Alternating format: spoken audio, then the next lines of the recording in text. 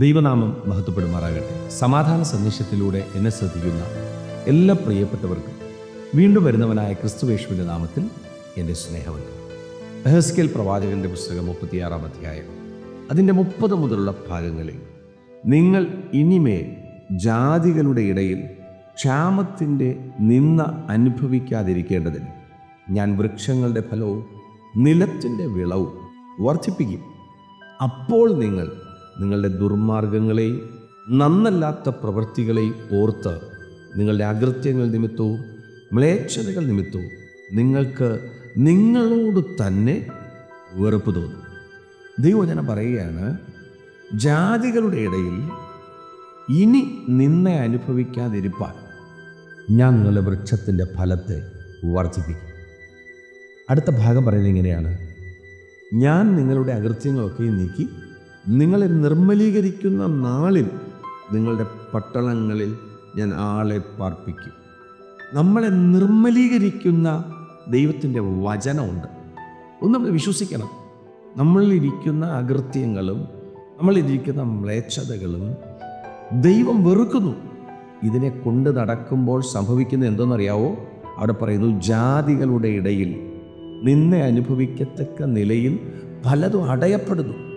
എന്നാൽ അടുത്ത ഭാഗം പറയുകയാണ്, നിങ്ങളെ ഞാൻ നിർമ്മലീകരിക്കും, നിങ്ങളെ ഞാൻ വിശുദ്ധീകരിക്കും, നിങ്ങളുടെ സ്വഭാവത്തെ ഞാൻ കറക്റ്റ് ചെയ്യും.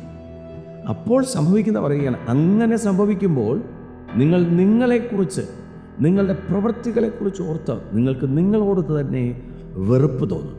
എന്നെ കേൾക്കുന്ന പ്രിയരെ, നമ്മൾ ഈ ഭൂമിയിലായിരിക്കുമ്പോൾ നമ്മുടെ ജീവിതത്തിനകത്ത് ഒത്തിരി കാര്യങ്ങൾ കർത്താവ് പ്ലാൻ ചെയ്ത് ദൈവത്തിൻ്റെ ഇഷ്ടപ്രകാരം ചെയ്തെടുക്കേണ്ടതിന് നമ്മളെ ആക്കി വച്ചിരിക്കുമ്പോൾ നമ്മൾ നമ്മുടെ ഇഷ്ടത്തിന് തിരിഞ്ഞിട്ട് കർത്താവിൻ്റെ വഴിയെ വിട്ടിട്ട്, യോശുവയുടെ ഒരു ഭാഗത്ത് പറയുന്നുണ്ട്, നീ ചെല്ലുന്നിടത്തൊക്കെ ശുഭമായിരിക്കേണ്ടതിന് വചനം വിട്ട് ഇടത്തോട്ടോ വലത്തോട്ടോ മാറരുത്.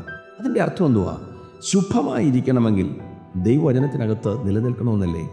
ഈ വചനം നിർമ്മലീകരിക്കുന്ന ഈ വചനം ഇന്നനുഭവിക്കുന്ന നിന്ദകളെല്ലാം മാറാൻ, ഒരു ഭാഗത്ത് ദൈവം ദാനമായിട്ട് തന്ന ഈ ജീവിതത്തെ ദൈവത്തിന് പ്രസാദമുള്ളതാക്കി തീർക്കാൻ, ജാതികളുടെ ഇടയിൽ നിന്ദിക്കപ്പെടുക എന്നുള്ളതല്ല, ജാതികളുടെ ഇടയിൽ മാനിക്കുന്ന നിലയിലേക്ക്.